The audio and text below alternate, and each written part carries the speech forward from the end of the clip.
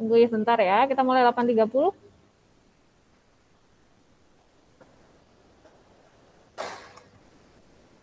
Miss, ini aku presentasi sekarang atau? Tunggu 8.30. Nah, sudah. Silakan, Rahel. Oke.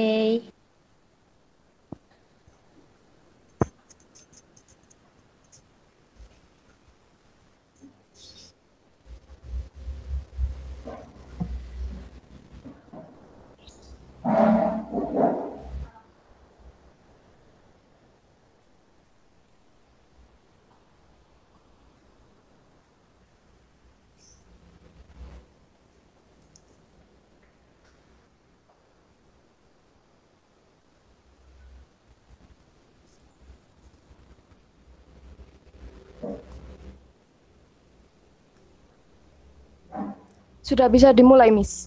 Boleh, silakan. Oke. Waktu dan tempat saya persilakan untuk kelompok kalian. Oke. Selamat pagi Bapak dan Ibu guru yang kami hormati serta teman-teman sekalian yang saya kasihi. Puji dan syukur kami unjukkan kepada Tuhan Yang Maha Esa atas karunia dan kasih-Nya. Kita semua dapat berkumpul bersama dalam keadaan sehat meskipun dalam ruang virtual. Pada pertemuan kali ini kami dari kelompok 4 yang terdiri dari Cynthia, Rahel, dan saya sendiri selaku calon Bupati Daerah Timur Tengah Selatan, Nusa Tenggara Timur akan mengkampanyekan visi, misi, serta program kerja yang akan kami laksanakan nanti ketika kami menjadi Bupati.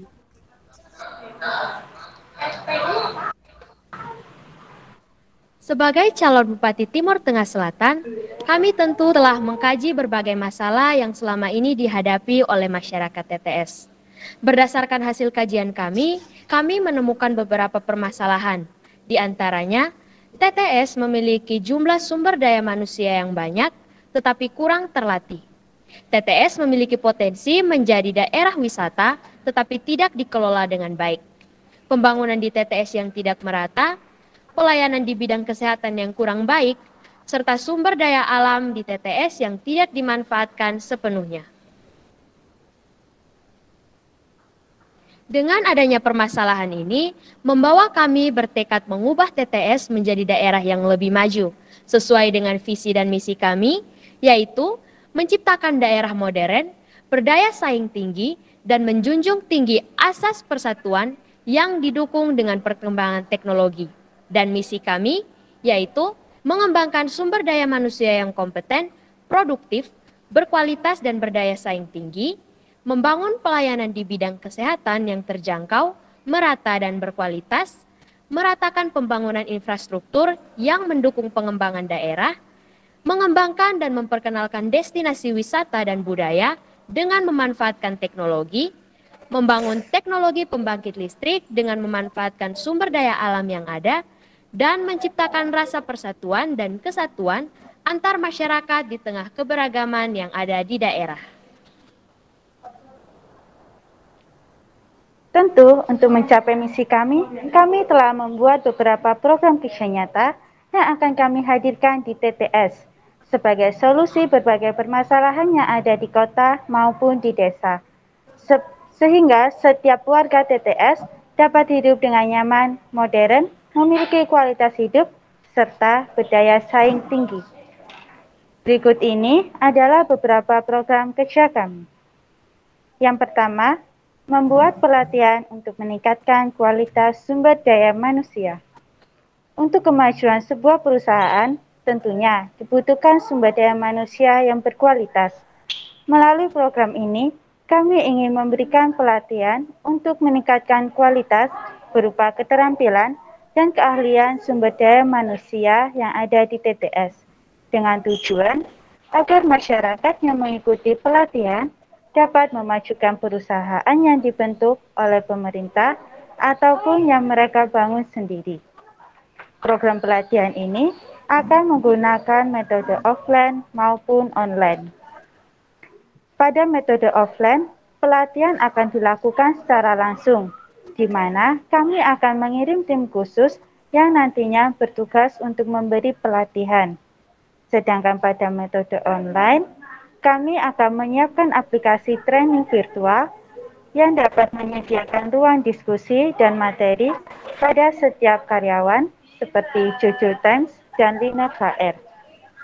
Program pelatihan yang akan kami sediakan ini meliputi team training, creative training, skill training, dan teknologi training.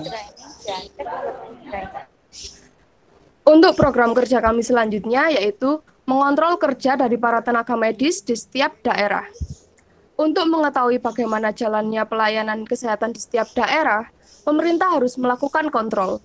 Dengan melakukan program kontrol, tentunya kita sebagai pemerintah dapat mengetahui bagaimana kedisiplinan dari para tenaga medis yang ditugaskan di setiap daerah dan dapat memprediksi bagaimana pelayanan kesehatan yang diterima oleh masyarakat. Untuk program ini akan dilaksanakan secara offline maupun online.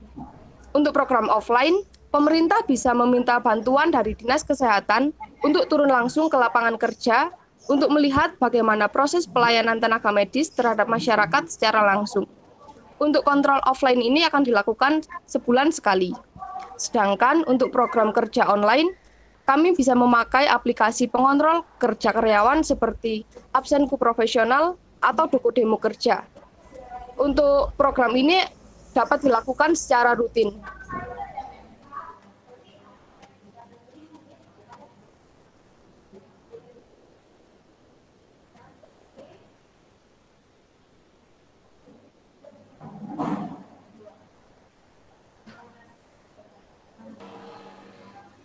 Cynthia, Program kerja kami selanjutnya yaitu membuat seminar dan pelatihan tenaga medis atau ruang belajar.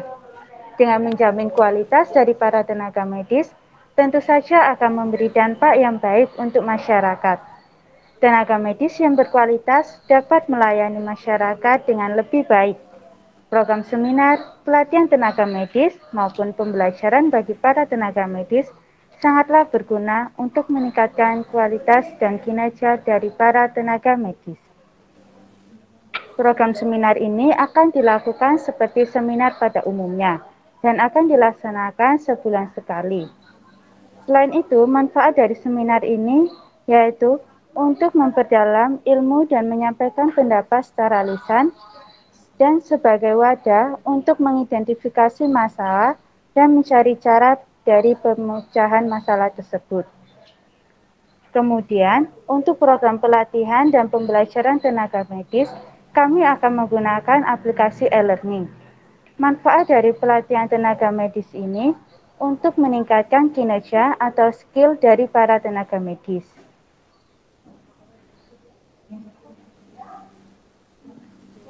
untuk program kami yang berikutnya adalah membangun pusat pelayanan kesehatan dan rumah sakit dengan fasilitas yang memadai di daerah-daerah yang dirasa mampu selain ibu kota.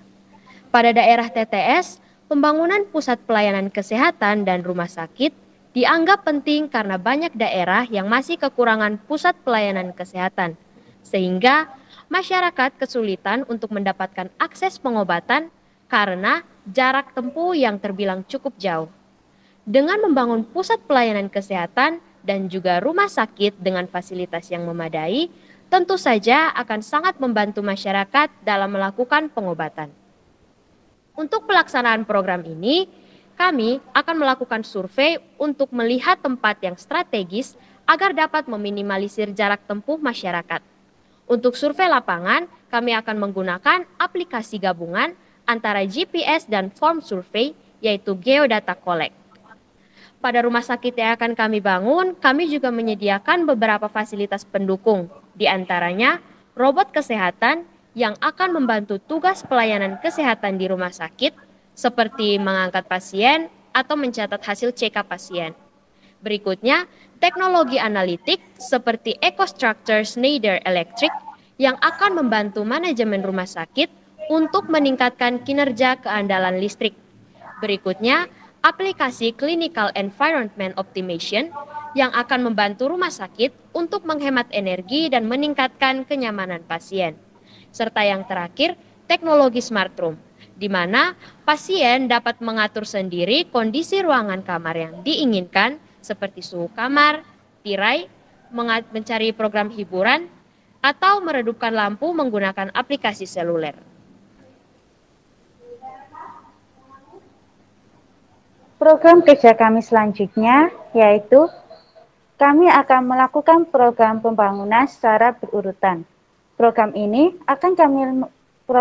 Untuk program ini, kami akan melakukan survei, lalu mengevaluasi untuk memilih beberapa daerah yang akan dibangun terlebih dahulu. Daerah yang akan dibangun terlebih dahulu adalah daerah-daerah yang paling membutuhkan.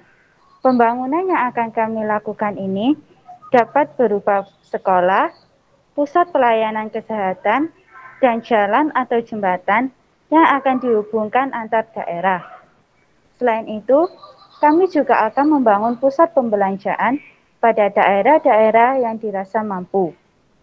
Untuk pembangunan pusat pembelanjaan, kurang lebih proses pelaksanaannya sama dengan program kami sebelumnya. Kami akan melakukan survei dan memilih daerah yang mampu dari segi lahan untuk membangun pusat pembelanjaan.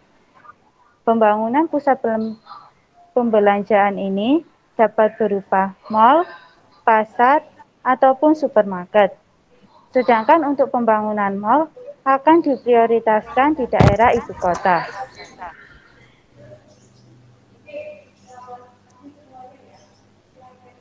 Untuk program kerja kami selanjutnya, kami menyediakan layanan wisata alam dan budaya berbasis teknologi seperti robot pemandu wisata, mobil listrik, dan program tur jarak jauh.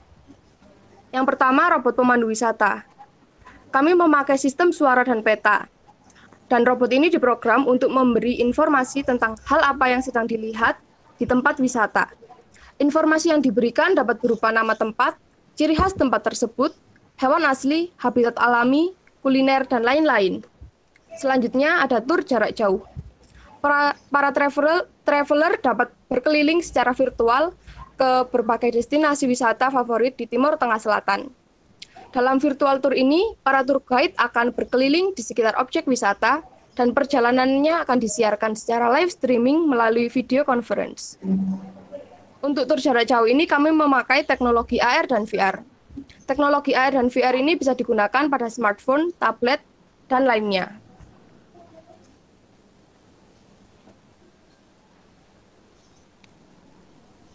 Electric car. Visitors can ride electric cars that have been provided at each tourist destination. Providing technology-based natural and cultural tourism services. For this program, we will use assistive technology such as electric car. Electric cars are environmentally friendly, fuel efficient, and easy to maintain. In addition, using an electric car can also guarantee a quiet trip and safety while driving. However, for the TTS area, charging machines for electric cars are not yet available. So, we as the government will seek cooperation with the state electricity enterprise to provide a special charging machine for electric cars.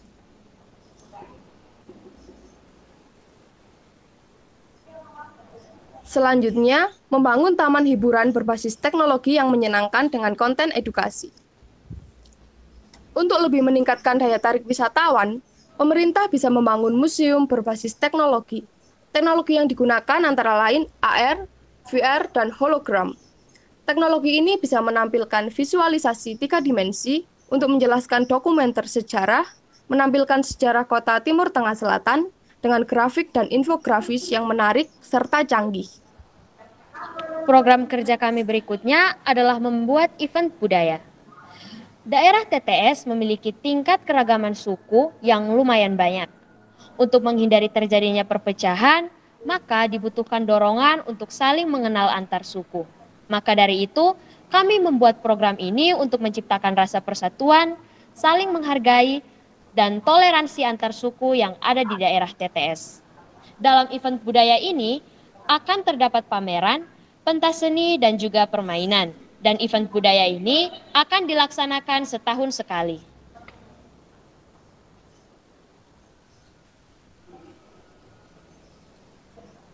Untuk program kerja kami selanjutnya yaitu membangun teknologi pembangkit listrik tenaga air dan gelombang air laut. Yang pertama, pembangkit listrik tenaga air yang memanfaatkan air terjun. Pembangkit listrik tenaga air atau PLTA ini bekerja dengan cara mengubah energi potensial dari dam atau air terjun menjadi energi mekanik dengan bantuan turbin air. Dan dari energi mekanik diubah menjadi energi listrik dengan bantuan generator. Air yang jatuh akan memutar turbin dan mengubah energi kinetik menjadi energi mekanik pada poros turbin. Turbin tersebut akan menggerakkan generator yang terpasang pada turbin, kemudian mengubah energi mekanik menjadi energi listrik. Tegangan generator yang diinduksikan pada konduktor apabila konduktor digerakkan pada medan magnet sehingga memotong garis gaya. Pemanfaatan air terjun sebagai sumber pembangkit listrik tenaga air ini dapat menghasilkan energi kurang lebih 45.000 watt atau 29 sampai 30 kilowatt. Berikutnya, untuk pembangkit listrik tenaga gelombang laut. Untuk pembangkit listrik tenaga gelombang laut, kami akan memanfaatkan ombak dari pantai yang ada. Gelombang laut menyimpan energi kinetik dalam jumlah besar yang dapat dikonversi menjadi energi listrik. Permukaan air laut yang selalu mengalami gerakan naik turun sehingga energinya dapat dimanfaatkan untuk menggerakkan generator. Untuk pemakaian gelombang air laut sebagai sumber pembangkit listrik dapat menghasilkan energi kira-kira 2,8 kali 1014 watt per jam. Dan contoh teknologi yang akan kami pakai adalah double turbine wave energy. Sekian kampanye dari kelompok kami. Jangan lupa dukung kelompok 4. Bersama kami, Jadikan TTS lebih baik. Oke, terima kasih. Ya, bagus sekali presentasinya. Boleh diberikan tepuk tangan secara bukan visual ya, secara online. Gak ada tepuk tangannya. Oke, terima kasih supportnya teman-teman ya. Untuk kelompok berikutnya, lega ya Rahel ya. Rahel sama Laura dan juga Cynthia. Kelompok berikutnya, kelompok dari Yohana boleh mempersiapkan diri. Iya, daerah mana kalau boleh tahu Yohana? Bali, Ma'am. Bali, oke.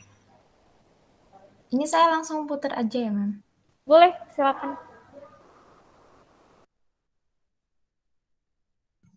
Selamat pagi Bapak Ibu Guru dan teman-teman yang kami hormati. Kami dari kelompok 5, kelas 12 MIPA. Dengan saya Yona Francisca Nainggolan. Saya Yevina Yevita. Dan saya Francisca Inita. Sebagai paslon Gubernur Bali, akan memaparkan visi, misi, dan program kerja yang telah kami buat. Yang pertama adalah visi kami. Kami memiliki visi untuk mewujudkan Bali yang maju, bersih, sejahtera, dan makmur melalui pembangunan yang merata dan memanfaatkan teknologi ramah lingkungan berdasarkan sumber daya terbarukan yang ada tanpa menghilangkan nilai esensial dari kebudayaannya. Kami punya 5 misi. Yang pertama adalah menjadikan Bali sebagai provinsi yang ramah lingkungan, memaksimalkan penggunaan sumber daya terbarukan, dan mampu mengolah sumber daya yang ada untuk kemajuan bersama. Yang kedua, meningkatkan kinerja mata pencarian masyarakat dengan menggunakan teknologi yang ada. Yang ketiga, menjaga dan memperkuat persatuan antar umat beragama dan antara perbedaan kebudayaan di Bali. Dan yang keempat, memanfaatkan keindahan alam di Bali menjadi objek wisata untuk menambah lapangan pekerjaan sekaligus melestarikannya agar tidak rusak. Dan yang terakhir, memajukan daerah-daerah di Bali tanpa menghilangkan nilai esensial dari kebudayaannya. Berikut merupakan undang-undang reformasi yang mendukung program kami. Yang pertama, Undang-Undang Nomor 22 Tahun 1999 tentang Kewenangan Daerah, Pasal 10 Ayat 1 dan Ayat 2. Dan yang kedua, itu di Undang-Undang Nomor 32 Tahun 2004 tentang penyelenggaraan pemerintahan, hak dan kewajiban daerah di Pasal 21 dan Pasal 22. Selanjutnya kami akan menjelaskan tentang program kerja yang telah kami susun. Yang pertama adalah bidang infrastruktur. Kami mengangkat 4 masalah. Yang pertama adalah akses ke destinasi wisata masih bermasalah, yaitu transportasi masih belum memadai. Yang kedua, sering terjadi kemacetan. Ketiga, penataan tata ruang yang masih kurang teratur. Dan Bali termasuk dalam wilayah Ring of Fire yang mengakibatkan seringnya terjadi bencana alam seperti gempa. Untuk solusi yang kami tawarkan yang untuk tata ruang, pertama, kami akan merekonstruksi secara bertahap bangunan tempat tinggal, rumah tradisional, gedung, dan bangunan lainnya menjadi bangunan yang tahan bencana. Setiap bangunan akan memiliki fondasi yang tahan gempa dan memiliki teknologi selubung di sekitar bangunannya, sehingga jika terjadi bencana seperti banjir dan tsunami, rumah yang berada di daratan tidak tergenang air. Kedua, rumah penduduk yang tergolong tradisional akan tetap dijaga suasana tradisionalnya, tetapi akan tetap di-upgrade sehingga memiliki teknologi yang saya sebutkan tadi. Kemudian, rumah yang tergolong modern di beberapa wilayah akan dibuat tidak menyentuh tanah. Jadi, di bawahnya akan dibuat dengan tiang tinggi sebagai fondasi. Wilayah di bawahnya akan dimanfaatkan untuk membuat hutan buatan. Sebagian warga juga akan ditawarkan untuk tinggal di apartemen untuk mengurangi penggunaan lahan. Apartemen dan bangunan-bangunan besar di beberapa wilayah akan dibangun di bawah tanah. Kondisi lingkungan di bawah tanah akan dibuat seperti tidak di bawah tanah sehingga nyaman untuk ditempati. Warga juga akan diberikan pilihan untuk tetap mempertahankan rumah tradisionalnya atau berpindah ke apartemen atau di rumah yang tidak menyentuh tanah. Selanjutnya, fasilitas wisatawan. Wisatawan akan dibebaskan untuk memilih untuk menggunakan tour guide atau berwisata secara mandiri. Jika memilih untuk berwisata secara mandiri, maka akan diberikan fasilitas semacam piring terbang untuk berkeliling yang dilengkapi hologram untuk GPS dan menunjukkan informasi tentang tempat-tempat yang dituju secara lengkap. Kemudian untuk bidang transportasi, kami akan membangun banyak kereta bawah tanah atau kereta cepat yang mudah diakses agar penggunaan kendaraan pribadi bisa berkurang. Kami juga akan membangun banyak persewaan yang murah untuk kendaraan semacam skuter. Skuter ini tidak menggunakan roda, jadi jalannya akan mengambang. Dan juga dilengkapi teknologi untuk melindungi pengendara dari cuaca panas atau hujan. Skuter ini juga bisa memunculkan tempat duduk jika diperlukan dan menggunakan energi tenaga listrik. Kemudian kendaraan beroda akan diganti dengan kapsul terbang dan menggunakan tenaga listrik juga. Setiap kendaraan pribadi hanya memiliki jangka waktu kepemilikan selama 5 tahun. Jika ingin memperpanjangnya, maka pemiliknya harus membayar setengah harga beli untuk 3 tahun berikutnya. Nah, di lingkungan yang dimasalahnya adalah Bali menghasilkan ratusan hingga ribuan ton sampah per hari. Banyak sekali sampah, terutama sampah plastik yang bertebaran di pantai, terjadi karena banyak yang membuang sampah ke sungai sehingga terbawa arus lalu menuju ke laut. Dan yang terakhir, itu terjadi abrasi pantai yang semakin buruk tiap tahunnya. Nah, solusi yang kami buat adalah di bagian sampah, adalah melakukan pembersihan sungai, laut, dan pantai dengan menggunakan bantuan alat pendeteksi sampah. Sampah plastik yang terkumpul bisa dimanfaatkan sebagai bahan bangunan. Dan yang kedua, itu meningkatkan penggunaan pembungkus non-plastik, meningkatkan kualitasnya sehingga tahan air dan sekuat plastik. Yang ketiga, air mineral dalam kemasan plastik diganti dengan air minum tanpa botol. Disediakan dalam mini vending machine yang tersedia di banyak tempat sehingga mudah diakses dan gratis. Jika ingin membawa air dalam kemasan, harus menggunakan tumbler atau sejenisnya. 4. Membuat program pemilahan sampah. Setiap warga wajib memisahkan sampah rumah tangganya ke jenis-jenis sampah yang ditemukan. Jika membuang sampah plastik, maka warga harus membayar sesuai dengan jumlah sampah plastik yang dibuang. 5. Peningkatan pengawasan untuk menertibkan masyarakat membuang sampah pada tempatnya dan memilah sampah sesuai jenisnya, menggunakan CCTV 360 derajat yang dapat memindai identitas warga atau Face ID. Jika ada yang melanggar, maka harus membayar denda atau diberi hukuman penjara. Abrasi, pembudayaan terumbu karang. Pengawasan terumbu karang dengan CCTV yang bisa berpatroli di dalam laut. Barang siapa yang dengan sengaja merusak atau mencuri terumbu karang, maka akan diberi denda dan hukuman penjara. 2. Penanaman hutan mangrove di kawasan pesisir pantai. 3. Teknologi pegar, yaitu pemecah gelombang laut. Selanjutnya di bidang sumber daya. Masalah yang kami angkat yaitu ketersediaan air bersih cukup terbatas, kurangnya minat penduduk untuk bekerja di sektor pertanian, dan Bali masih tergantung pada pasokan listrik dari Jawa dan listrik tersebut banyak dihasilkan dari PLTU yang menggunakan SDA terbarukan yaitu batu bara. Maka kami membuat solusi yaitu untuk air bersih.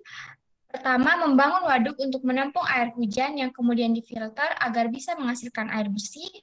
membuat teknologi yang mengubah air laut agar bisa diminum dan dipakai untuk kebutuhan sehari-hari, dan membuat hutan buatan di wilayah bawah rumah yang dibangun tidak menyentuh tanah agar penyerapan air semakin banyak. Yang kedua, di bidang pertanian. Sektor pertanian akan difasilitasi dengan teknologi modern seperti robot, memantau keadaan tanah atau kesuburan, dan sebagainya, sehingga minat masyarakat untuk bekerja di bidang pertanian bisa meningkat. Yang ketiga adalah listrik. Yang pertama, membangun banyak pembangkit listrik dengan SDA terbarukan, yaitu PLTA, PLTGL, dan OTEC, sehingga Bali bisa mencukupi kebutuhan listrik secara mandiri. Yang kedua, PLTGL dan OTEC akan banyak dibangun di pesisir pantai. Oleh karena pembangkit listrik ini aslinya membutuhkan lahan yang cukup besar, maka mesin-mesin dan bangunannya akan dibuat menjadi lebih sederhana. Dibangun di bawah tanah agar tidak mengganggu pemandangan dan merugikan sektor pariwisata, serta sebagian listrik yang dihasilkan akan disalurkan untuk mendukung mata pencaharian seperti nelayan, petani, sektor pariwisata, transportasi umum, dan fasilitas umum lainnya. Berikut merupakan cara kerja pembangkit listrik tenaga air. Yang pertama, air sungai ditampung di bendungan. Fungsi bendungan yaitu menaikkan permukaan air untuk menciptakan tinggi jatuh air sehingga arus air lebih kencang. Yang kedua, air disalurkan menuju turbin melalui pipa besar atau pipa pesat.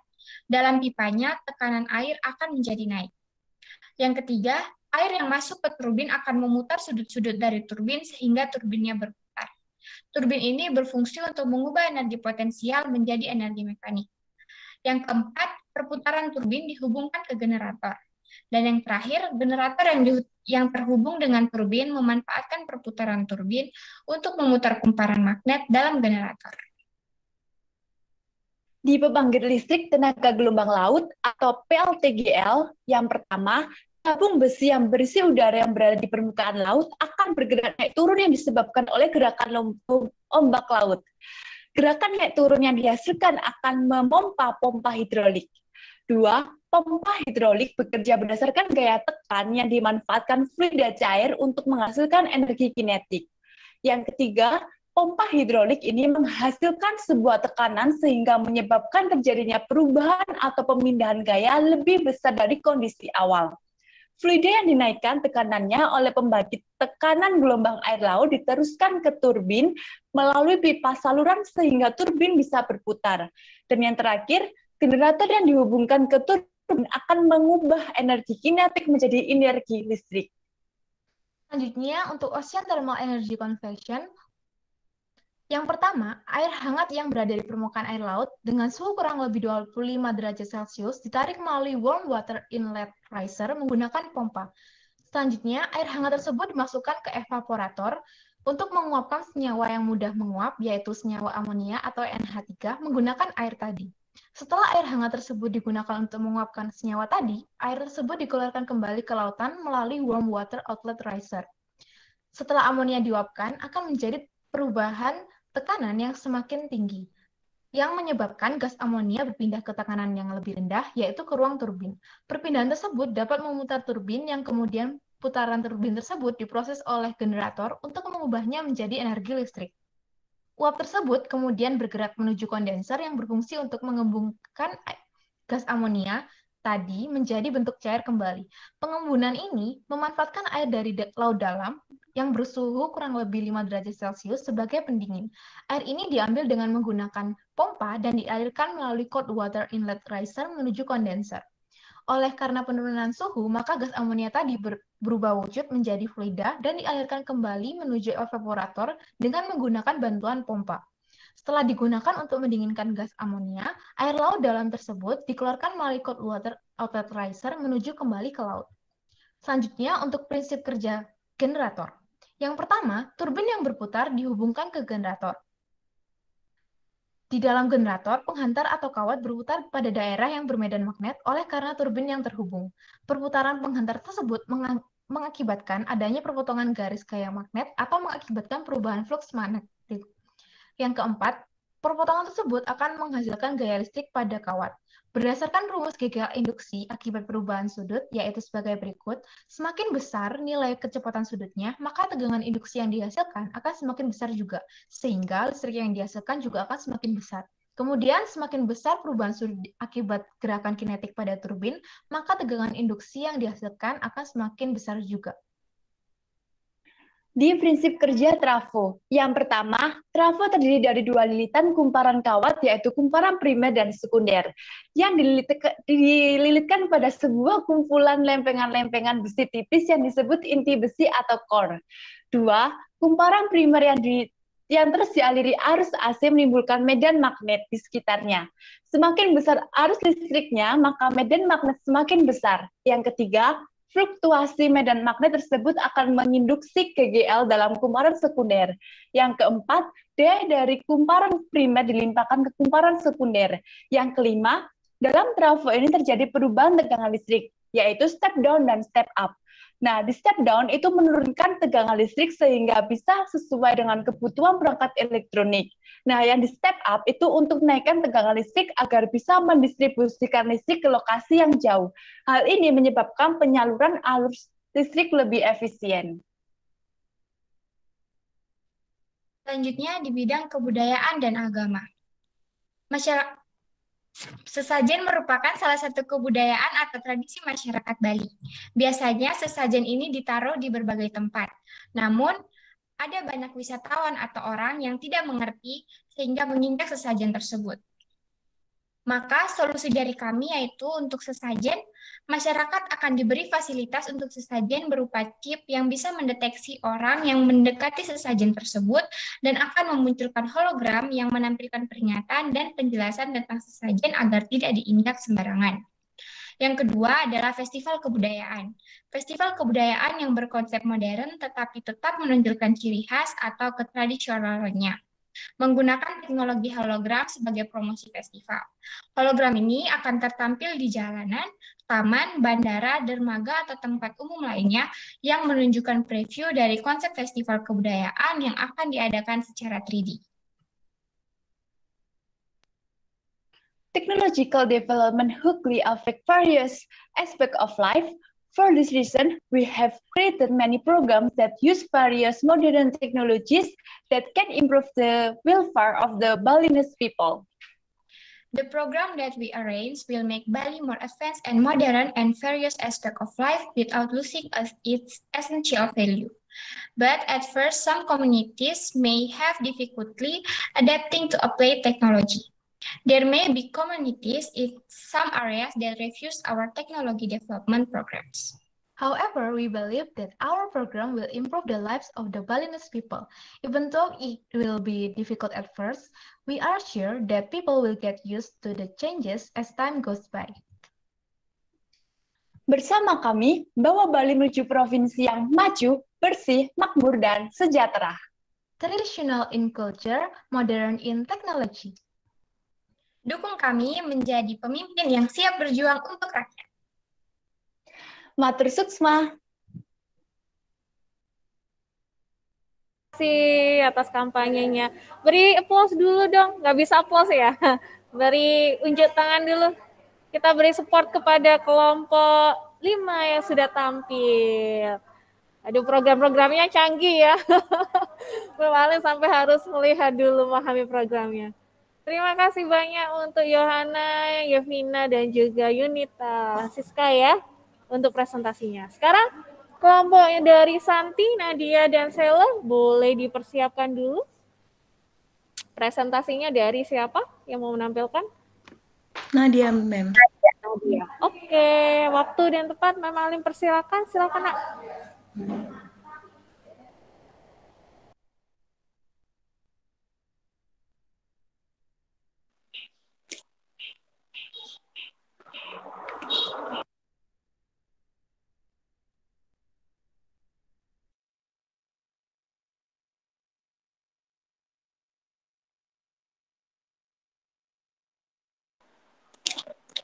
Selamat pagi Bapak Ibu Guru dan teman-teman 12 MIPA sekalian. Pada pagi ini, kami yang beranggotakan saya sendiri Maria Santisima, Marcelo Irwanto, dan Nadia Angelin akan mempresentasikan hasil kerja kolaborasi kami. Selamat pagi dan salam sejahtera bagi kita semua, salam Flobamora. Yang kami banggakan dan kami kasihi, saudara-saudari sekalian di daerah NTT. Pada kesempatan yang berbahagia ini, izinkanlah kami untuk mengkampanyekan program kerja kami sebagai kandidat gubernur terpilih daerah Nusa Tenggara Timur. Tema yang kami usung ialah terbang melampaui awan bersama NTT. Nusa Tenggara Timur merupakan sebuah provinsi di Indonesia dengan keindahan alam yang begitu luar biasa. Dengan julukan Negeri Seribu Bukit, NTT mempunyai ragam suku dan budayanya yang menjadi ciri khas daerah ini. Namun tentunya daerah kebanggaan kita ini tidak terlepas dari beberapa kekurangan yang dapat terlihat jelas di beberapa bidang kehidupan. Sehingga kita membutuhkan sebuah gerakan dan terobosan yang besar untuk membangun bersama NTT yang lebih luar biasa. Melihat kilas balik pada sebelum masa reformasi, kepemimpinan masih berpusat pada presiden dan belum ada penyerahan kekuasaan penuh otonomi daerah kepada kepala daerah. Memasuki masa awal reformasi, pada tahun 1998, otonomi daerah telah diberlakukan. Pada awal reformasi, sentralisasi diubah menjadi desentralisasi dengan diundangkannya Undang-Undang Pelopor Utama Desentralisasi, yaitu Undang-Undang Nomor 22 Tahun 1999 tentang Pemerintah Daerah dan Undang-Undang Nomor 25 Tahun 1999 tentang perimbangan keuangan antara pemerintah pusat dan daerah. Hal tersebut mendukung wewenang kebebasan bagi kepala daerah untuk membangun daerahnya. Sehingga kami, para calon pemimpin, akan menggunakan kesempatan ini sebaik mungkin dan dengan penuh tanggung jawab untuk membangun NTT yang maju. Maka dari itu, izinkanlah kami untuk menyampaikan visi dan misi kami sebagai calon gubernur NTT. Yang pertama adalah visi kami, yaitu mewujudkan NTT yang lebih maju, makmur, sejahtera, adil, dan modern, dengan memanfaatkan ilmu pengetahuan dan teknologi dalam bingkai Bhinneka Tunggal Ika. Selanjutnya adalah misi kami. Yang pertama adalah meningkatkan kualitas sumber daya manusia masyarakat NTT dengan memanfaatkan peran serta teknologi dalam berbagai bidang kehidupan dengan tetap memperhatikan asas otonomi daerah. Yang kedua, memperluas dan meningkatkan ketersediaan dan kualitas infrastruktur untuk mempercepat pemerataan pembangunan dan pelayanan masyarakat NTT. Yang ketiga, menyediakan sarana komunikasi dan informasi yang lebih efektif dan efisien guna memudahkan mobilitas masyarakat dan menampung aspirasi masyarakat NTT.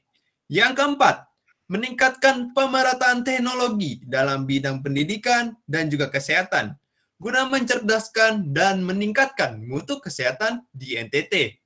Yang kelima, mempererat solidaritas antar masyarakat maupun antar masyarakat dengan pemerintah lewat program-program kerja yang telah kami terapkan kepada masyarakat NTT. Maka dari itu, kami menawarkan 5 program kerja unggulan, di antaranya sebagai berikut. Yang pertama ialah pada bidang infrastruktur, yaitu Kita Peduli NTT. Pembangunan kincir air dan angin dalam skala besar dengan memanfaatkan teknologi inovasi berupa bendungan dan pintu air. Kincir akan dipasang pada daerah-daerah yang berpotensi tinggi dalam menerima kecepatan angin dan air. Kincir dapat berputar dari generator yang menghasilkan listrik.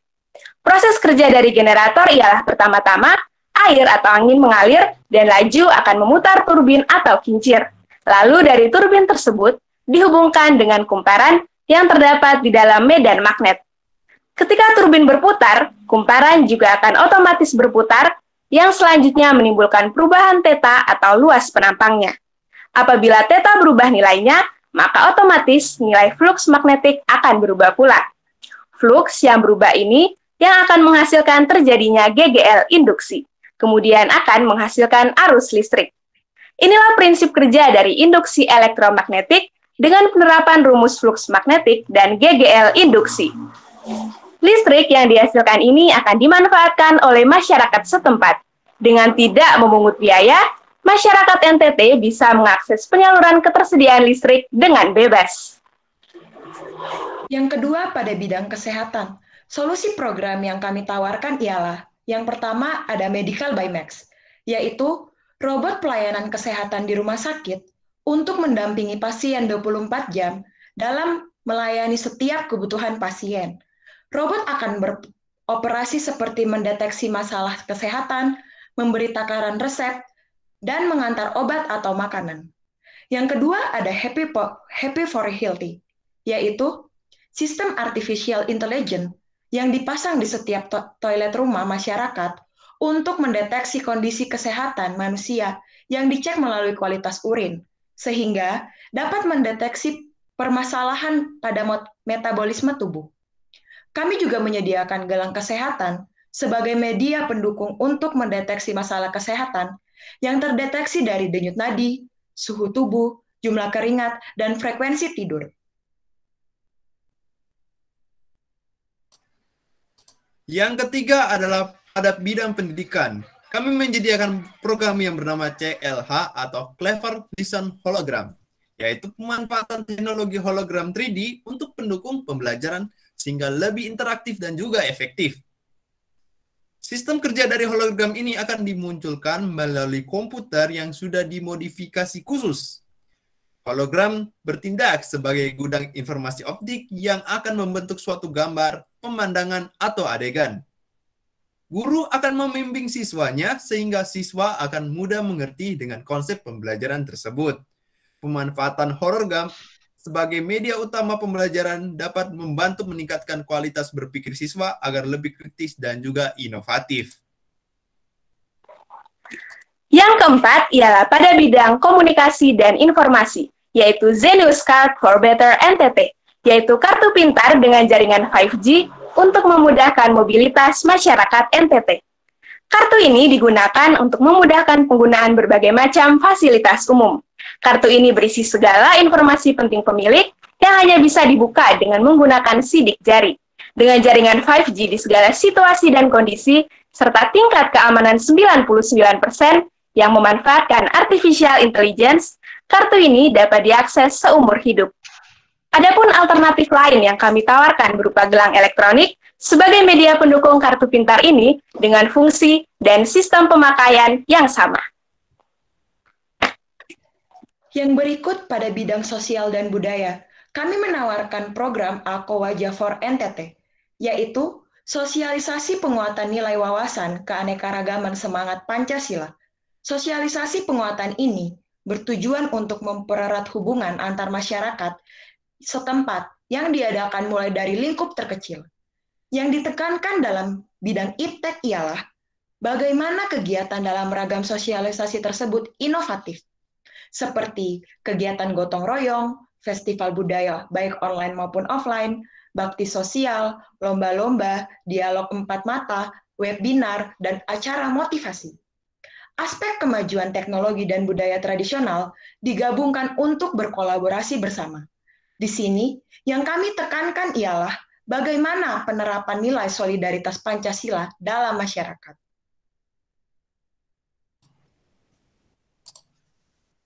Selanjutnya, kami akan menampilkan program tambahan sebagai berikut. Yang pertama ada pada bidang lingkungan, yaitu Tresbu, Eco-Friendly Garbage Recycle, yang merupakan pengolahan sampah memanfaatkan teknologi robot pemilah sampah serta teknologi insinerator. Lalu pada bidang ekonomi, kami menawarkan program kerja humanoid robot auto serving, yaitu robot manusia pemandu perbelanjaan dengan sistem pembayaran yang otomatis. Pada bidang transportasi, kami menawarkan independent hyperloop, yaitu kendaraan pribadi berupa kapsul dengan teknologi no driver dan kereta bawah laut penghubung antar pulau dengan 5 kali kecepatan suara. Now, for the conclusion. In this sophisticated era, the profits of East Nusa Tenggara is still lagging behind the various aspects of life, such as education, economy, health, transportation, and the most important is infrastructure. This issue will never be resolved if it is not taken seriously. Therefore, the technology in this digital era are solutions that can be utilized as well as possible. to build NTT to be more advanced and able to compete with other regions in Indonesia. We, as candidates for governor, strongly agree with the involvement of the role of science and technology in our work programs. We also believe that our program will be implemented according to the priority needs of the NTT community. The programs that we design will certainly make it easier for the community in the service sector to achieve mutual prosperity. On the other hand, the mindset of the people of NTT, who is still ancient, left behind, and reluctant to accept changes, is the biggest challenge in responding to technological advances in the work programs that we offer. This is one of the obstacles to the running of our programs. Of course, we cannot stand alone with the NTT community support. Thus, we hope that the community will accept the program that we have designed so it can run successfully. Therefore, it requires good cooperation and understanding from the local government and the East Nusa Tenggara community itself. Maka dari itu, pilihlah kami sebagai calon kepala daerahmu. Kalau bukan kami, siapa lagi? Kalau bukan sekarang, kapan lagi? Bersama kami, NTT Maju, NTT Sejahtera, NTT pasti bisa. Dari Besong, oleh Besong, untuk Besong. Akhir kata, sekian kampanye program kerja kami. Mohon maaf jika ada salah kata dan bahasa yang kurang berkenan. Kami ucapkan terima kasih atas perhatiannya dan salam Pancasila. Terima kasih kampanyenya. Semoga terpilih ya. Selo, Santi, dan Nadia menjadi wakil dari NTT ya. Terima kasih banyak. Boleh dikasih applause dulu pada teman-temannya. Lega ya. Sudah tampil ya. Oke. Terima kasih banyak atas kerja kerasnya. Apa yang sudah kalian tampilkan memang sesuatu ide dan inovasi yang baru yang cukup memberikan solusi terhadap permasalahan di daerah masing-masing. Semoga apa yang sudah kalian tampilkan nanti bisa terrealisasikan ya, amin. Agar nanti ada banyak pemimpin-pemimpin baru, pemimpin muda terutama, yang bisa memberikan kontribusi kepada daerah masing-masing.